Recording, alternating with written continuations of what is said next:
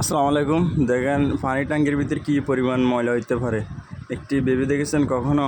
আর এগুলো আমরা খেয়ে থাকি ময়লা পানিগুলো এবং গোসল করে থাকি, কিন্তু শুধু পানি ট্যাপ দিয়ে পরিষ্কার পানি আসলে হবে না, একটু খেয়াল রাখতে হবে পানির ট্যাঙ্কিগুলো কীরকম আছে।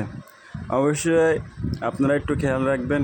আর গোসল করার সময় অনেক মানুষের চুল উঠে থাকে, তার এই কয়েকটি কারণ দেখতে পাচ্ছেন। এই ময়লা ট্যাঙ্কির ভিতরে শুধু পরিষ্কার পানি থাকলে হবে না এবং এগুলো খেয়াল রাখতে হবে। এই জন্য আমাদের চুল উঠে থাকে এবং আমাদের অনেক প্রকার রোগ হয়ে থাকে এই শুধু এই ময়লা পানির কারণে। শুধু পানির ট্যাপ দিয়ে শুধু পরিষ্কার পানি আসলে হবে না, একটু খেয়াল রাখতে হবে। দেখেন কী পরিমাণ শ্যাওলা হতে পারে একটি পানির ট্যাঙ্কির ভিতরে। দেখেন পুরা শ্যাওলা আর হইলো ময়লা পানি, জীবাণু।